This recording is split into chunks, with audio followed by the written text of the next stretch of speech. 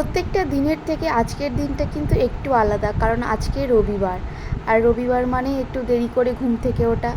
সকাল 8টা বাজে এখন, ঘড়ির কাঁটায় কাঁটায়, আর আমি উঠে পড়েছি। নমস্কার বন্ধুরা, সুপ্রভাত সবাইকে। আমি তনুশ্রী। আমার একটা নতুন ভ্লগে তোমাদের সবাইকে অনেক অনেক ওয়েলকাম।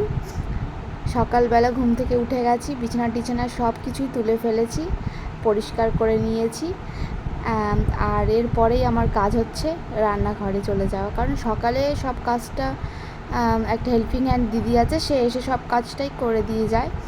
তো রান্নাঘরে চলে এসেছি ফ্রেশ হয়ে। আর দেখো, এখানে আমি একটু রান্নাবান্না করে নিচ্ছি।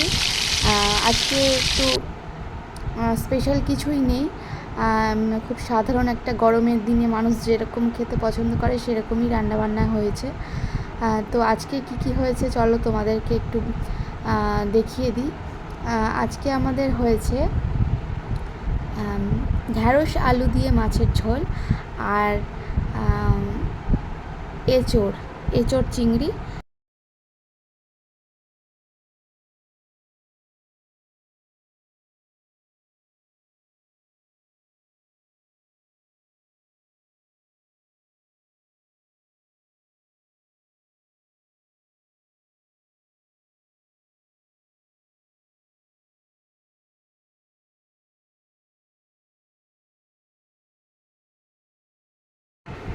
আর এদিকে আমার মেয়ে বায়না করেছে যে কুলফি খাবো, তাই আমি আর ওকে না করলাম না, একেবারে নিচে থেকে গিয়ে একটা কুলফি ওর জন্য আমি এনে দিলাম।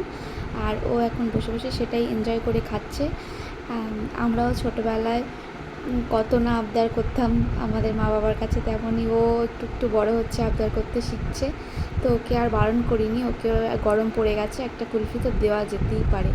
আর ওই ফার্স্ট টাইম কুলফি খাচ্ছে, এর আগে কখনো ও খায়নি। তো ওকে কুলফি টুলফি এনে দিয়ে তারপর আমি একটু রান্নাঘরটা ভালো করে পরিষ্কার করে নিলাম, যেহেতু রান্না টান্না করেছি। আর রান্নাঘরটা পরিষ্কার করে নিলাম, তারপরে অনেক কষ্ট হয়েছে, গরম হয়েছে, বসে বসে একটু হাওয়া খাচ্ছিলাম আর একটু একটা ওয়েব সিরিজ দেখছিলাম, রুদ্রকাল। তোমরা কে কে দেখেছো প্লিজ কমেন্ট করো, আর কেমন লেগেছে সেটাও কমেন্ট করো।